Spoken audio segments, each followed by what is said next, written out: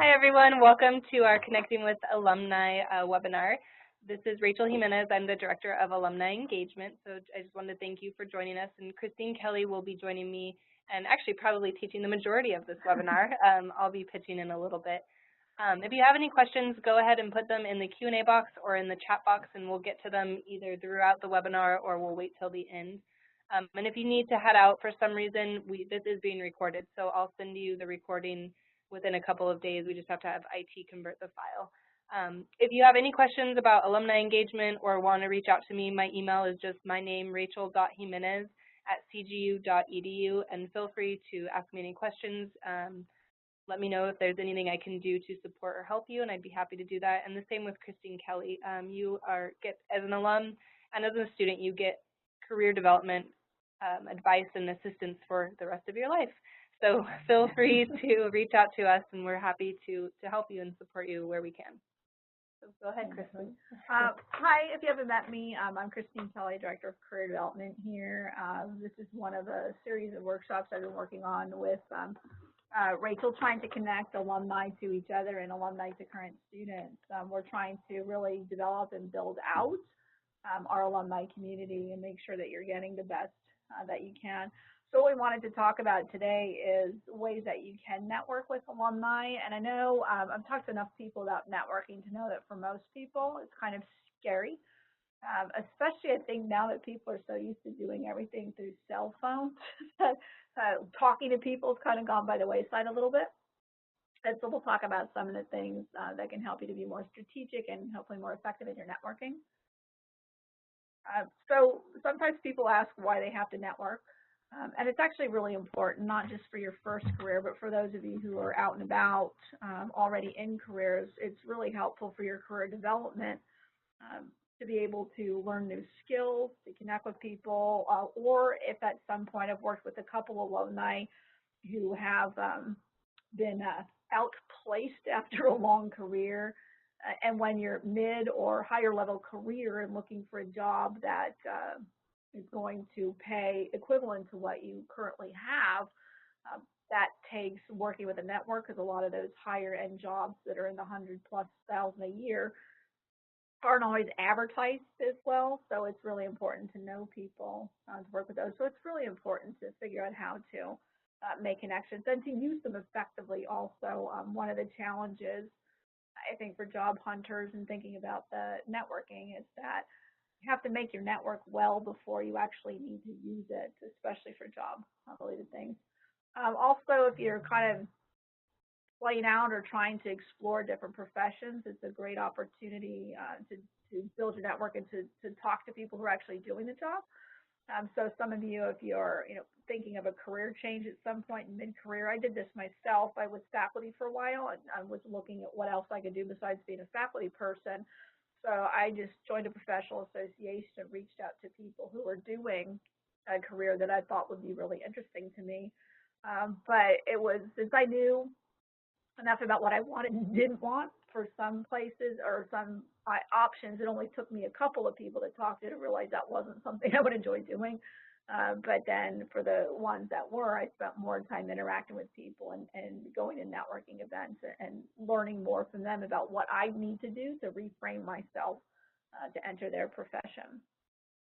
I think also this key of how do you break into the profession. Different professions have different rules for what you need to do beforehand. Some have really specific hiring cycles. Some might be more open to mid-level career changers and some less so. There might be things that you need to know about where the jobs are advertised. Sites like Indeed are helpful, but that's pretty much everything. But some organizations and professions will use very specific niche sites, and sometimes you don't know about those unless you get to talk to people who are in that profession. And also finding friends, allies, and associates. Nobody builds their career by themselves. You need to have some people that you can rely on. Also, at your current job, you might not be able to build the skills that you need in order to advance to your next career. So knowing people at in different organizations or through professional associations might help you to find other ways to build your skill set if you can't do that on your current job. But one of the things to think about is it's not just about making sure that you know a lot of people. It's thinking carefully about who you need to know and what you need to do, and actually also overcoming some of the perceptions that you might have. A lot of times people think you have to be extroverted to be good at networking, and that's not necessarily true. And it's not taking advantage of other people. In fact, if you go into it and that's your mindset that I want to get something from somebody without giving them anything, then it's not going to be a successful relationship for you. Um, so some of the things to think about and what makes your network a strong one is people who have access to information that you can't get anywhere else. So when you're out and about and talking to people at different organizations or different professions, or people more advanced in your own profession, you don't want to spend time asking them about things that you can find out from other sources. You want to use them for information that's only something you can collect from another human being. So that's something to think about. Also, people who have diverse skill sets, we tend to oftentimes spend time with people who are very similar to us. There's nothing wrong with that, but at some point you need to think about people who have a different set of skills or a different network than you do. Even some of the research they've done on the most successful networks and the people who are actually going to be more helpful to you in advancing your career are typically people who are at least 3 removed from you. That's because you and your friends all know the same people. And then when you move out 1 rung, you still have a lot of people in common, but it's when you get out 3 rungs, so friends of friends of friends who are people that you might not have had an opportunity to meet. And so the further you go out, those are potentially people who have more connections. But also people who have access to power. So when you think about who to connect to and build in your network, it's important to know what your going towards in terms of the career that you want and the level of the position that you want so that you can think about who you need to know, who actually has the power to connect you to other people. So Rachel and I have talked about this, is sometimes people want to know, like the famous person who runs a said organization. Those are people with power, but they're also people who have usually multiple gatekeepers between you and them. And so we'll talk a little bit later about what you can do if there's someone who's higher up the food chain than you might be able to get. But at some point, especially if you're looking for people who can help you get a job, they need to actually have access to the people who are the decision makers and who would have the power to hire you. So that's something to think about too in terms of who you're looking for. And then before you even start, you should give some consideration to these issues. So first, who are you? I think the more you know about yourself and what you want and what your needs are, the better able you are to determine who needs to be in your network. And this is something you should do anytime. I think people should change jobs every 5 years. Because after 5 years, I think you pretty much know everything in your current job. So that doesn't mean you have to leave the company, but look for a promotion, and sooner maybe than that, depending on what career you're in. But what you want to think about as you're moving up, what's that new career that you want, and what are the things you do and don't want to do? For example, my dad never really aspired to be a manager. He didn't want to supervise other people. So it was important for him to know that when opportunities came along for him to be a supervisor, like, yeah, I don't want to do that.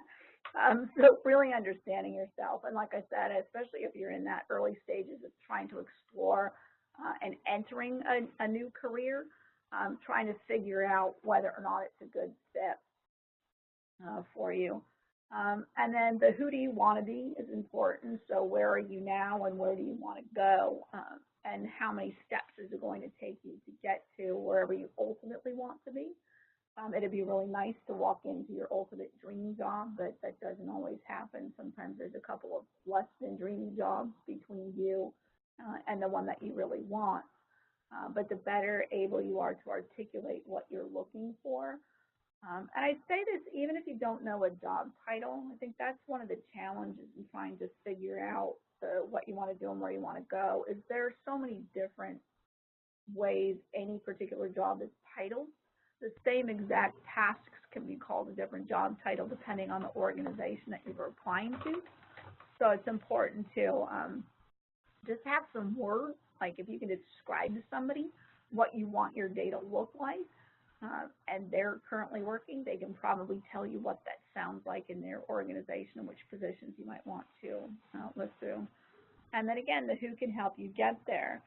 So networking is really about thinking strategically about who are the right people to connect with. So that's why I think it's especially important to join your professional association if you're not already in it, because those are people who will know your profession, know your field, and can help you figure out how to kind of move from point A to point B. Now, and what's your strategy? So yeah, that's a good point too. Think strategically about who you want to meet and how you're going to get to them, and don't think about a numbers game, which we'll talk about more later. It's really about thinking carefully. Who do I need to know, and how am I going to find those particular people? Who am I going to go through? So you make a list of the knowledge areas that you want to know, the professional areas that you're interested in, and then think about timelines, like how long do I need, how long in the future is my intended career change or the job that I want, so you can think backwards. So you would want to start building your network at minimum a year before you're looking to make a move into that new area, and ideally longer than that. So if you have some strategy of thinking, okay, these are people I need to know who would be my peers. These are people who I need to know who would most likely be my supervisor at the next stage up. And here's the person ultimately, or a group of people who would be superior to them, so that you can meet people at different paths. But like I said, sometimes meeting the people like the boss of your boss, that could take more time to figure that out. But I think if you plan and really lay out, here's what I need to do, and then make yourself a map. So even if you look up, just Google stakeholder maps, you can see how you can start to develop those different stakeholder relationships and who's going to have the most impact and also the most interest in what you're doing. So don't think quantity, think strategic quality. Okay, so how to find contacts. So the first step is to start with people that you know. Christine was talking about the 3 degrees of separation, basically, but it can be difficult when you reach out to complete strangers and you want something because you're looking for a job. People can usually sense that. Most people don't like to be sold, even if it's just sold on having a relationship, but it's more about finding something that's in it for you, not the other person. So start with the people that you know. Make sure, like Christine was talking about, that you know what you're looking for or what you want, even if it's just you're looking to explore careers. It helps if you can start with the people that you know and talk to them and find out if they know people that are working in careers that you may be interested in, so that they can make an introduction. The other thing you can do, obviously, is attend CGU alumni events. So this is me selling to you. But also the career development events. We have tons of events. We bring amazing speakers in. And there's even student events. If you just go to cgu.edu/events, you'll see all the events that are coming up. And you can take advantage of those and attend workshops and lectures and networking events, and you never know who you're going to meet. And we do a ton of those, but honestly, a lot of people don't come out, and a lot of people that do turn out, it's when they just got laid off, or they're in the process of looking for a job, but they're a little bit on the desperate side, I would say. And so you want to build a network and come when you have a job, but like Christine said, when you're a year ahead of planning to get a new one or something like that. So it's building those networks and those connections, and potentially you're the person that's helping other people find opportunities to engage with other people. And as you are helping others, when you need help in a year from now or something like that, it will make it a lot easier for you to reach out, because those people will owe you, quite frankly. Law of reciprocity really works there. But we also have the Alumni Speaker Series. So for example, on February 28th, John Hussein, who's a pretty famous economist in the Inland Empire area, will be here. And even if you're not interested in economics, or that's not your field, or maybe John Hussein isn't somebody that you think could help you, who does he know? He's been an economist for a long time in the Inland Empire. I'm sure he has a wealth of knowledge and a huge network. And so I think things like that, think strategically about who are people that you could get to know and meet that you have access to. And is this somebody that you've never met before? And like Christine was saying, the 3 degrees of separation, how many people does he know that you've never met before, and how many organizations is he connected to that he could connect you to? So think about, sometimes people, they might not seem interesting to you, or the where they work might not be interesting, but you never know who they're connected to or what other organizations they're connected to. So try to think strategically about that. And let me add something into that, because we've done, we did a couple of focus groups recently, and we know that there's a lot of people that come to CGU to speak in classes, to speak at these different events. But I was asking people that came to the focus groups, like how many of them actually went up and followed up, like talked to the speaker, had a conversation with them. And one person in particular said at the last one he was at, I was like, well, I didn't talk to the person. I asked why not. And he says, well, because he's not like exactly doing what I want to do. But this was a person who wants to be a faculty person. The person who was speaking was actually a faculty person. So I'm thinking, well, you could have gone up to him and had a general conversation. What is it like to be faculty at your institution? But then also to say, I'm looking for a faculty person in this particular field. Would you help introduce me to somebody so that you can make connections and do that? And I think a lot of times we see speakers come here, people listen to them, but then they don't follow up afterwards. And so that's an important thing to do also, to think about, you go there, you collect some information, but if you're not going to act on it, it's not really helpful. And then also if you come and you have an opportunity to meet someone who's, pretty well known in their profession, but you don't make a step towards actually connecting and reaching out. And sometimes like weird things you never really know. I had a situation where someone told their parents something they wanted, and this was a person I didn't know, who then ran into my parents randomly on vacation, and they never would have met had they not taken a cruise in the same place. And it turned out that as they were talking, that I had information that'd be really helpful to him.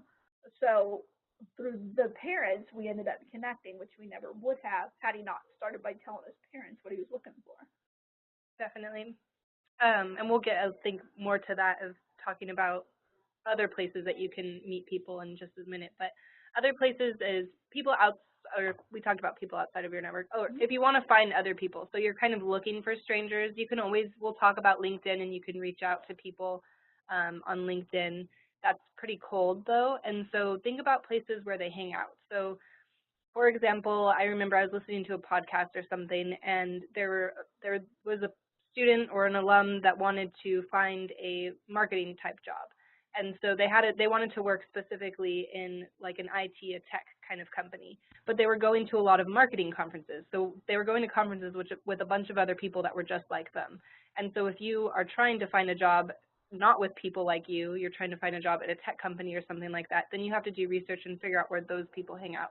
So for example, for this marketing person, rather than going to marketing conferences, they could go to IT conferences, very specific ones. I think they met with a programmer, did an informational interview, and found out where do programmers go, what kind of conferences do they go to. And they were the only marketing person that showed up to that conference, and then they were able to network and find tons of people that had opportunities for them.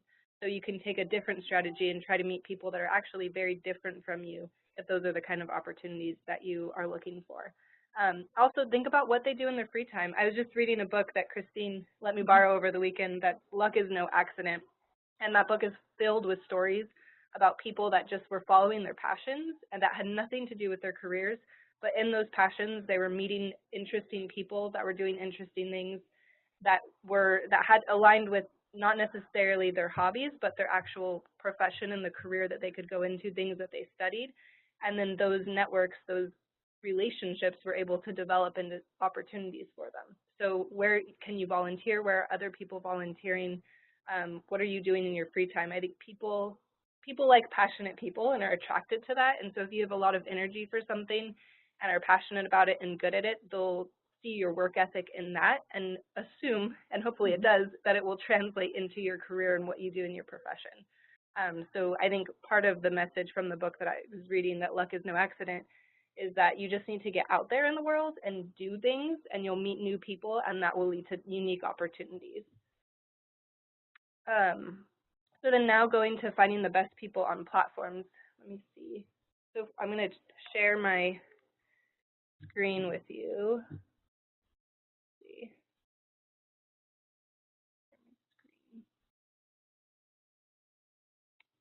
And then, so hopefully you can see this LinkedIn. But if you just go to your LinkedIn, to basically the homepage, you'll go to the search bar. And the cool thing is, I'm going to show you this for Claremont Graduate University, but you can search any school. So if you're looking for people maybe from your undergrad or something like that, you could also use this strategy for those schools. Or maybe there's people that maybe you're living in Los Angeles and you want to meet other people that went to UCLA because that's a good network. You could do the same strategy there. Obviously, if you didn't go to UCLA, you're not going to have the connection, so that might not be as good of a sell, but it's a way to find people. So here we're at Claremont Graduate University. At the very top of the page, you're just going to click on See Alumni.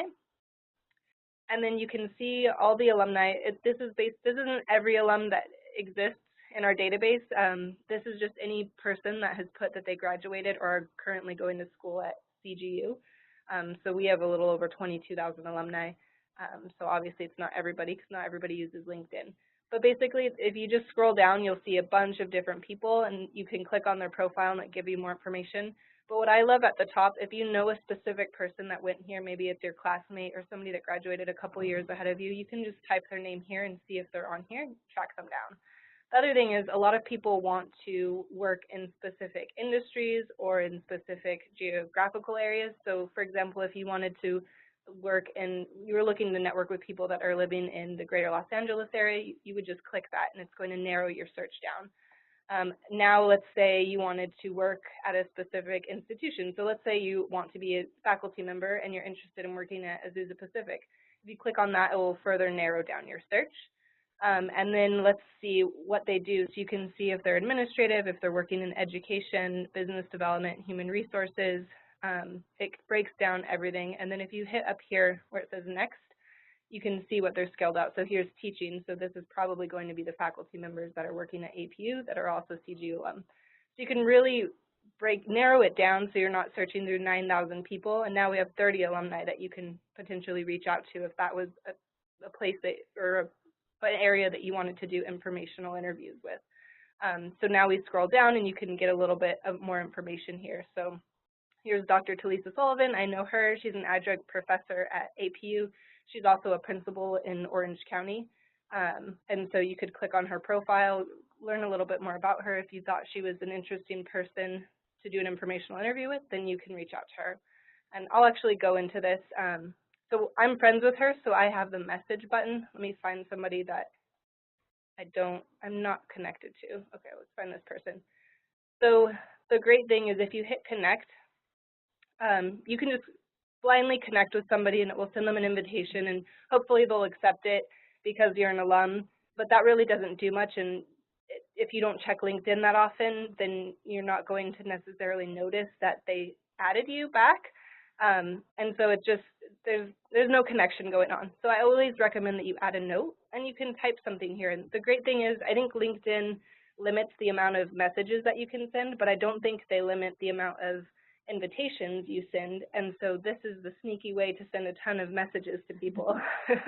So you can type a personal note here and say why you're reaching out, not just reach out blindly, and say that you're interested in doing informational interviews and that you really want to get to know this person because you like their experience. Christine, if you want to talk specifically to a specific message that somebody would.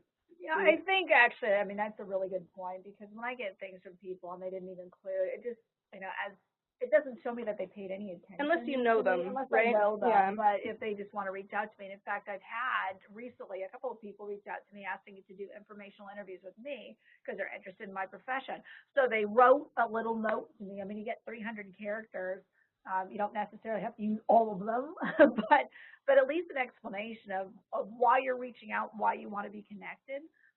And then also, again, if you want to hear back. So if you just connect to someone and you don't put in a message, they might accept you, but they're not necessarily going to reply back. And so if you want to connect with them and learn from them or speak to them, you could write that in the invitation, and then you kind of get that process rolling faster.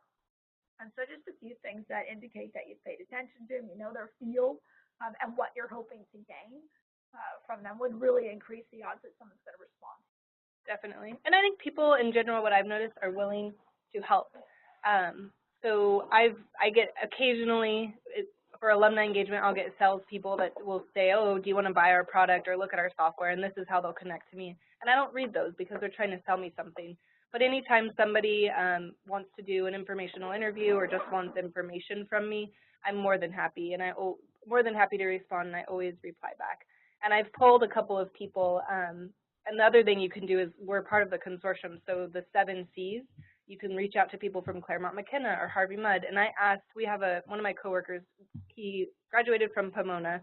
He works here currently, and I asked him, on LinkedIn, if somebody reached out to you, would you respond if, you're a Pomona alum and if they were a Harvey Mudd student or an alum or something like that? And he said, absolutely. So I think there's people are committed to the place that they went to school, I think, number one. Number two, if you're within the consortium, they're going to respond to that because that's part of a bigger network that they're part of.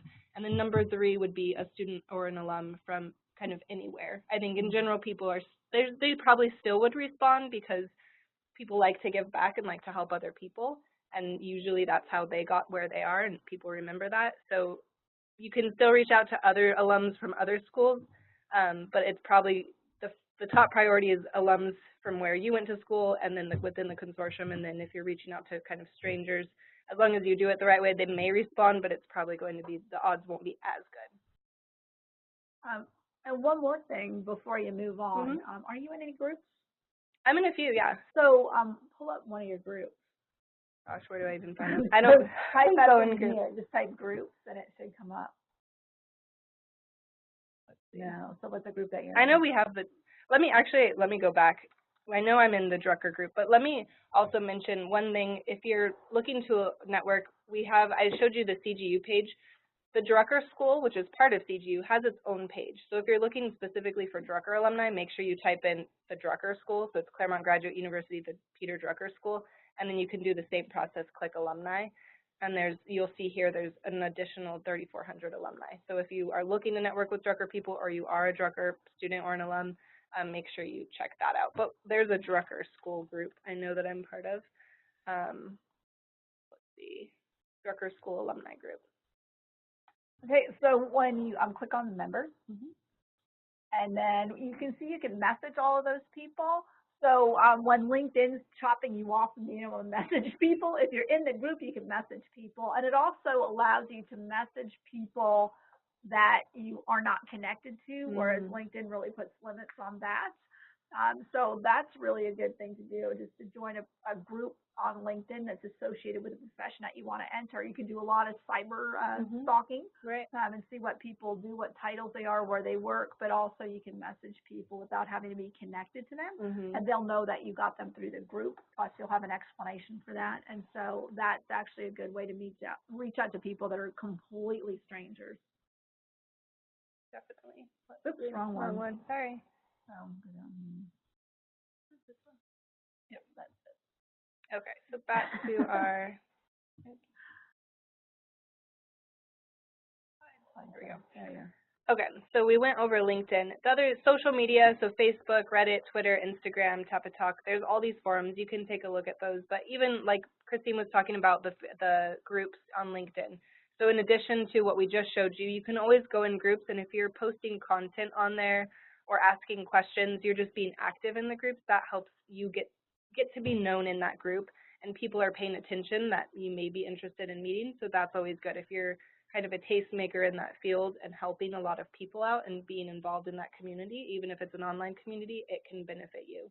And so social media, there's tons of Facebook groups. Oh my gosh, they're all over the place. And I'm more on Facebook groups than on LinkedIn groups, and then Reddit as well. I don't know if anybody knows Reddit, but Reddit is interesting too because there's a lot of hobbies on there. And so, for example, there's one called Financial Independence that I follow, and a lot of people that are on there, interestingly, are programmers, because programmers usually make a lot of money, but sometimes they hate their job.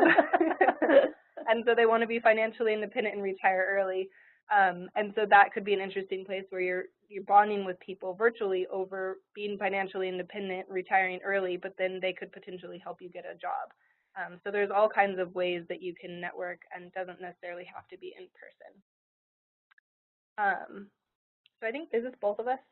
Yeah, so Okay. well, we're just kind of trying to think of, what would make somebody want to actually respond to your request for information. And so, I kind of think with requests that I've gotten, I don't think you can go too long asking somebody to share their expertise with you. So if you've Right. looked at what they do, especially when you think, I mean, you're reaching out to if it's CGU folks, people with graduate degrees, so they developed an expertise in something. So they're probably open and willing to share with you about what they've learned or even in their job. But I think that's kind of a common thing to think about is like, why would somebody want to respond to you? Because you are asking something from a total stranger. So Yeah, but I think people like to share their expertise. They like to feel like they're an expert. They like to help other people. So I think if you play that up, and people like free food or free drinks. So I think it never hurts to offer to take somebody out to coffee, for a drink, for dinner, for lunch, something like that.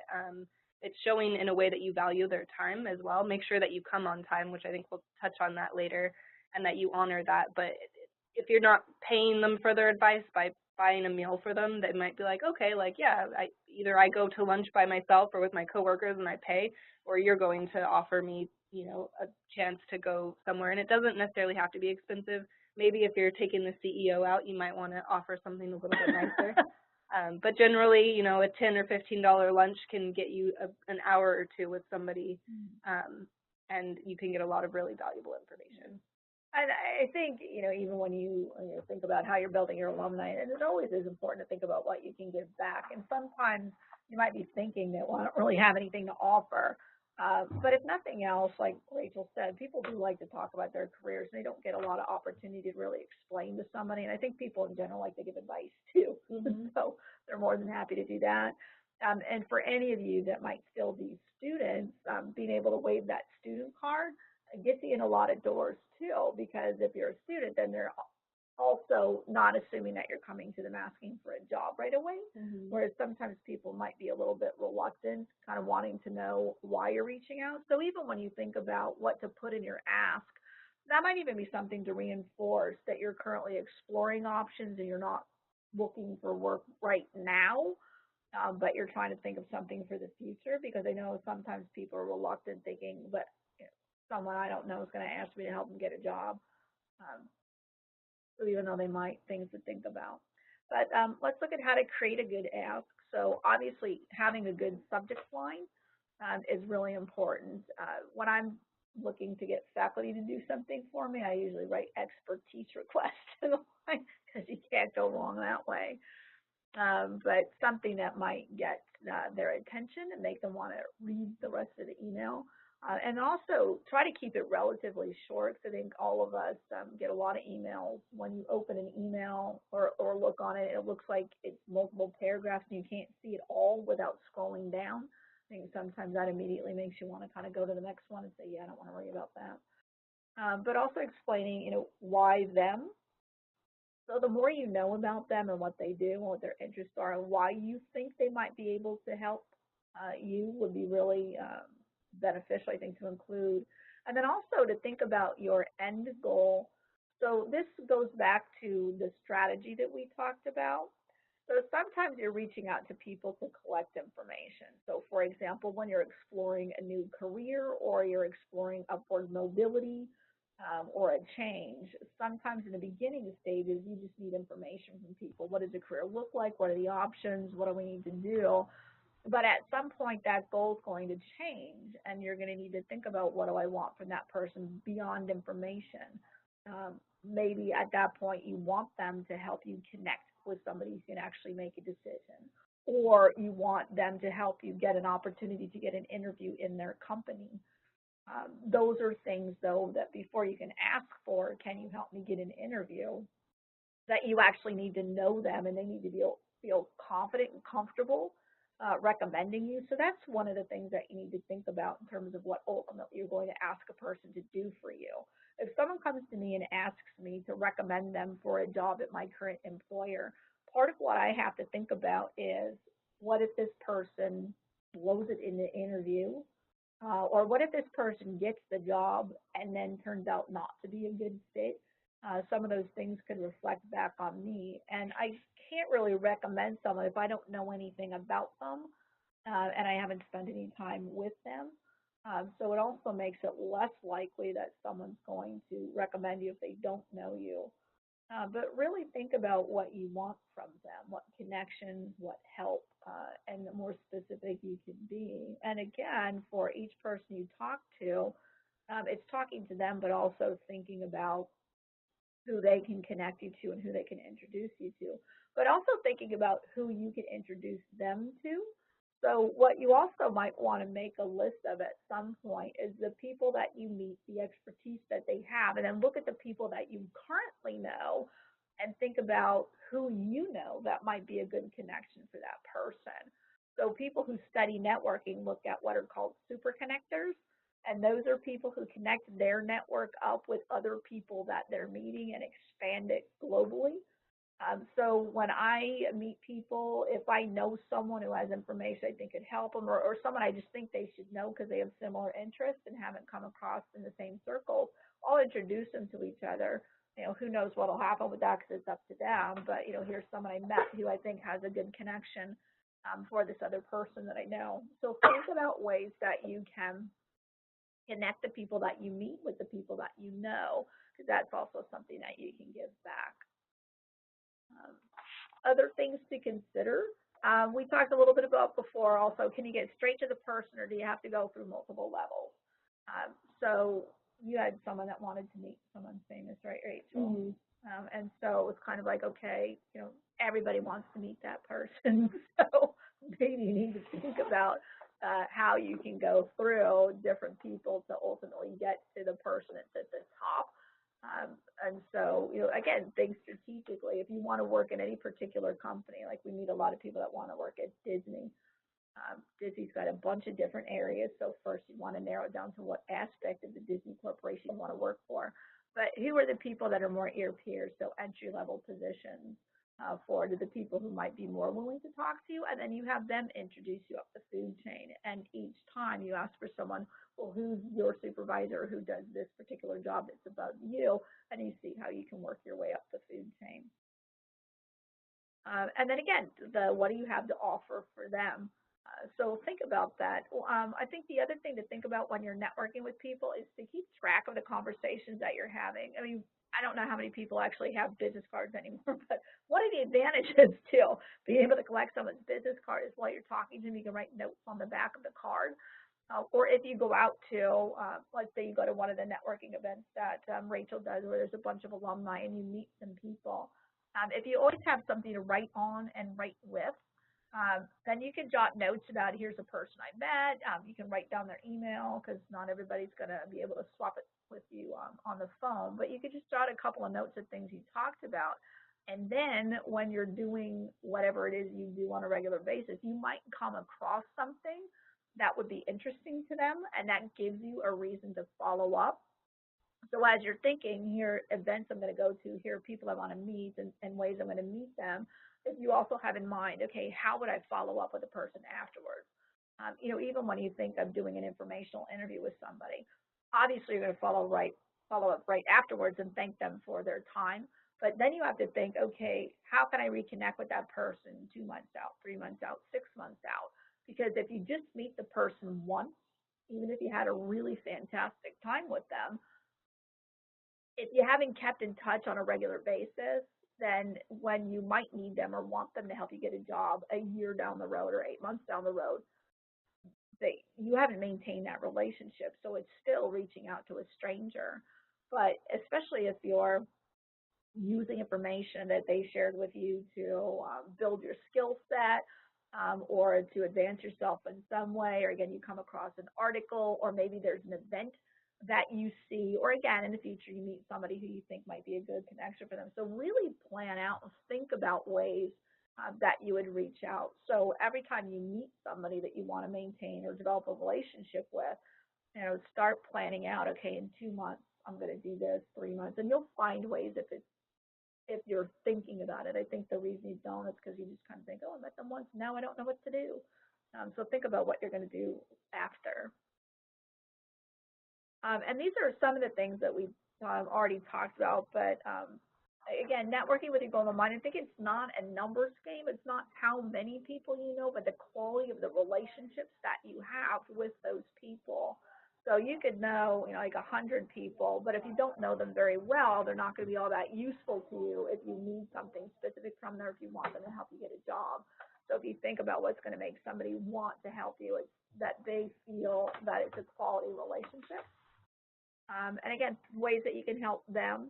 Um, do research as much as you can before you go, so you're knowledgeable about what you're talking about. I think that's To the my part too. person. Can I add? Oh, okay, sure. I think so. Feel knowledgeable. How can you help them feel knowledgeable? So we were talking. Definitely, you want to make sure you do research, so that you are knowledgeable and you're not asking them questions that you could have found online. But also, people want to walk away and they want to feel like they were able to help you. We love that's part of happiness is feeling like you've contributed to other people. And so if after the lunch or the meeting they feel like, wow, I really am an expert at that. I really made that person's day and I gave them a lot of really good advice. That will make them feel good. The other thing is helping them feel helpful. So if you can ask them for something, whether it be advice or some kind of information, that is good. The other thing you can ask them is for an introduction. And I put at a small cost because some people, even though we harp on them not to do this, will ask for a job.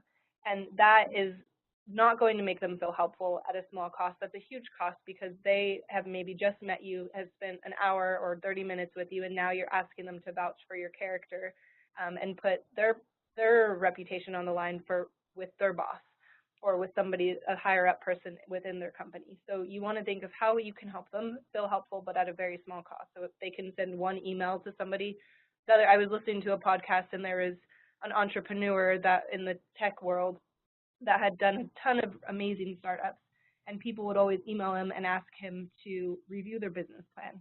Well, that's at a huge time cost. And what was actually better for people to do was to ask him for an introduction because he knew a lot of amazing people. And an introduction, an email takes you 2 minutes maybe to write and send off, and that is a lot more valuable to the person doing the ask and a lot smaller of a cost to the person doing the introduction than asking somebody to review a business plan. So think about how can you get the most bang for your buck while also not asking them something that takes a lot of time or puts their reputation on the line. Oh, gosh. I'll have to think about that. What podcast am I referring to? One of my favorites is The Unmistakable Creative by Srini. Oh, gosh, I can't pronounce his last name or think of it off the top of my head. It might have been that one. I don't know the specific episode I was listening to, but if you send me an email, I can send you my top podcast because I have like 5, and it was probably on one of those. The other thing is feel appreciated. So you can, don't forget to write thank you cards or thank you email, or you can send them a box of chocolates or something small. A lot of people don't do that. It's kind of dying now. And so if you do, that will just put you a step ahead. And especially if you're trying to look for a customer service type job or a job where you're going to be working with people, just those small touches can really help. And then Christine was talking about this, but how can you add value to them? So you can send them an article or something like that. And the question, it's hard to lead the conversation because a lot of times you're trying to find out about how they can help you. But I think it's important to make sure that you give them time to talk and you ask them about what are their hobbies, what are their biggest challenges in the workplace. I had an interview. It was actually when I got my job here at the Drucker School when I first started. And they were talking, I asked them about their biggest challenges, and they were talking about marketing and getting people to events and things like that. And I followed up with a thank you email. And I also, for the person that specifically asked that question, I sent them a few articles of, whether or not I get this job, here's some more information about how you can solve your biggest challenge. So whether it's in an interview or if it's just in, conversation and you have valuable information or you could quickly or easily find that information and help them, that again just puts you ahead and shows that you were listening, that you care, and that you want it to be a two-way relationship. So we talked about what's in it for them, be able to answer that. And if you don't have a way to help them, you can create one. So you can always take on leadership roles. So if you are, let's say, part of a association or something like that, you can take on a leadership role, and then you have opportunities. If you're developing a platform or you're working on a project, then you didn't have opportunities. So we gave this presentation at the consulting club, and that was a great example, because if you're reaching out to people and you're just asking for information, that's one thing. But if you're reaching out to people and you say, hey, I would love for you to come share your expertise and speak, or maybe it's an author that just wrote a book and they're looking for more people to buy their book. Now you, because you've taken on a leadership role, you have the opportunity to create opportunities for other people. That's a mouthful, but if you know, and if you start talking and doing informational interviews with a lot of people and ask them what their goals are and what their biggest challenges are, you might find that there are things in common. And a lot of people I've noticed, mid to late career, they do want to give back and they want to teach, but in a perfect world, they get paid to do that. But you got to start somewhere, and so just the fact that they're probably looking to build their resume in a different career, which is teaching or public speaking, or maybe they want to write a book or maybe they've written a book and they want to sell it. If you have speaking engagements for people, that gives you a little bit more leverage and a little bit more power that you can use to get people to talk to you. So you can always think of that way as well. Well, and I think even looking at, you think, oh, I'm in school. If I'm not in school, how do I do a project? But the importance of joining professional associations is it gives you opportunities to do things. So especially, this is something I did when I was at my last job. I was getting skills in a very particular area, but I wanted something in a different area. And so I reached out to my professional association I was in, and I said, how does somebody, when you can't develop a skill set in your particular job, develop that? And someone said, hey, well, there are all these opportunities that you can do in the organization. So I started doing some things in there so I could build, because sometimes your current job might not give you what you need to really advance your career. And so you look for, or, even if you met somebody and they told you what their biggest challenge was, and you had an idea for something to do, like a project or a proposal for something, you never know. I mean, companies hire independent consultants all the time. So if you wrote a good proposal, here's something I think I could do that would help with that particular challenge, especially if there are any of you who are trying to change into a new field. Because you'll find as you, getting your first job's hard, but sometimes changing fields is at least as hard, if not harder, because people say, but you've only done this. So if you could get project experience in another field or to try to make that change before you do that, that's really helpful. And then the last bullet is just build strong relationships early with up-and-comers. So this, again, was a tip from a podcast, and it was the Unmistakable Creative podcast. I just don't remember which episode. But they were talking to a pretty well-networked, famous person, and it was like, when you first started, how did you network and meet all these other famous people? Because he's so well-networked. That was the question. And he said, look, I focused my energy on, I would find people that looked like they had they were going to be something one day. And he focused his energy on building those relationships early, because if you go to somebody that's famous and you want to build a relationship with them, they have enough friends. A lot of people want things from them. What can you offer them? Maybe not that much. And so it's going to be difficult. But if you offer a lot of assistance and are a really great friend or a really great networker, a really great professional to somebody that is up and coming, they're going to remember you when they've made it. And so when you reach out, as long as you've continued that relationship, when you reach out and ask them for a favor, it's not a problem. So if you think about maybe your best friend in high school that maybe you lost touch with, but if they reached out to you, unless you had a huge falling out, and you had a favor to ask, or you really wanted to do an informational interview with them, they would probably do it no problem. Whereas if it was a complete stranger that was famous, they wouldn't care about you. So it's important, if you're a student, to develop relationships with your classmates, those people that stand out that you think are going to have the great jobs right off the bat. Make sure you're developing really good, strong relationships with them, because it can pay off in the future. And early, even early alumni, because this is one of the things I kind of talk about that, and one of the things we started doing here is trying to create job clubs. Like when you're out looking for a job, it can get really depressing, especially the longer it goes on.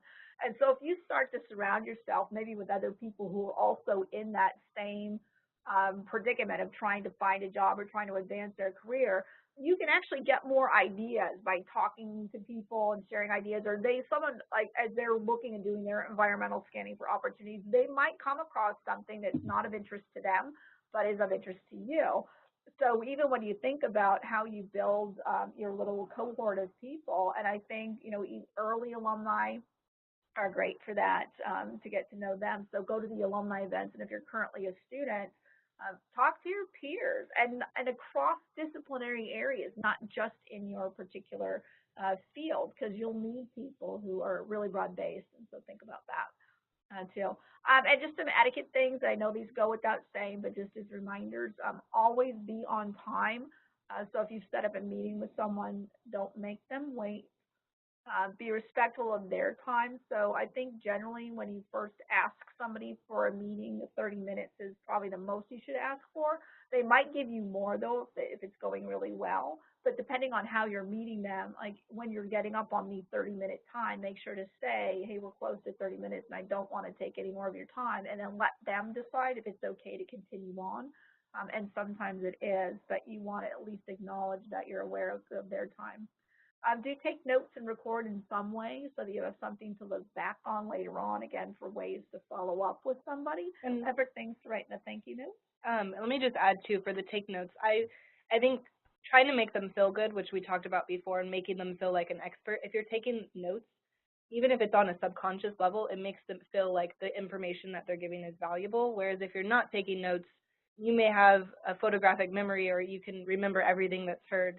But if you're not taking notes, it kind of, I feel this way. If people don't take notes when they come to meetings with me and I'm giving them tips or names of people or websites or things like that, podcast names, and they don't write it down, I know they're not going to remember, and then it makes me question if they actually cared and if that information was valuable. Whereas if you're writing it down and then later when you do write a thank you note, you can specifically address like, thank you so much, I listened to that podcast that you talked about this specific one. So it makes them feel heard. They know that you were paying attention, and that they know that the advice that they were giving actually was helpful. Let them talk. The person's the expert. In fact, if you don't feel like you're a strong conversationalist, you don't need to be. You just need a couple of, you need a really open-ended question, maybe something a little bit more specific than telling me about your job. But maybe what do you like most about it, or what do you see as the challenges? But as the person's talking, they'll introduce topics that you didn't even think to ask about because they're the expert. And so when they start talking about something that's also interesting to you, you can just say, well, tell me more about that. You know, or even asking questions on what am I not asking you that I should be asking you. So let that person lead the conversation, and then you just kind of keep them talking as you go. And again, thank them, thank them, thank them. We mentioned this a bunch of times, but it really is important to thank them at the time, thank them later, and maybe even, like I said, a month or so later when you've done something with the information that they shared or learned something else that was because of something, or talked to someone they introduced you to. Thank them again. And those are the things that will make you stand out. And even, it's funny, even on job interviews, I've heard from so many people hiring that they don't get thank you notes from people that they actually interviewed. And that just strikes me as so rude. So make sure you thank people. And unfortunately, it makes you stand out. It should be just a common courtesy. But and again, always follow up. So think of reasons that you can follow up and make a plan to do that. So set a communication record for yourself. I talked to this person here, now I'm going to follow up with something here, and look for reasons to do that so that you can develop and maintain that relationship. And also look for these people at other events. So if you met them at one alumni event, they might be in another one, or you can send them an email maybe before another event, say I'm going to this event, are you going to be there? Or if it's a conference or something else. And so you can set up a time maybe that you can meet them again in person, or even if you see something that's an event you think that they should want to go to, just to send an email and say, I don't know if you heard about this, but I just wanted to let you know in case it wasn't on your radar. And don't ask for a job in the early stages of things. People will help you out. I mean, like I mentioned, I've done a couple of informational interviews recently, and I gave people a whole bunch of information on where they can look for positions. And one person, I even sent her an opening I saw afterwards, and from the talk, said I'd introduce her to the person who's seeking the job, or the employee if she wants me to. But people will give you information on their own volition if you don't seem to be too demanding and asking for it. And we already talked creating an action plan and maintaining relationships to do those things. And we're running out of time, so we'll skip to the end. So you can come to the Career Development Office, develop your personalized strategy. If you're not physically proximate, that's okay. I do Skype meetings, I do phone meetings, I can do stuff through email. If it's long stuff to talk about, I prefer Skype or phone. And Rachel's the same. Yep, so you can send me an email. I am going on maternity leave soon. This Friday is my last day, but there will be people. You'll see my autoresponder, and there's tons of people that will be able to fill in. And if you really need something, get it to me this week, and I'll have time, and I'll be able to help you out. And if there's any questions or comments, please feel free to leave them in the chat box or in the Q&A section, and we'll get to them. And we have a couple live people here, so if you have any questions, just feel free.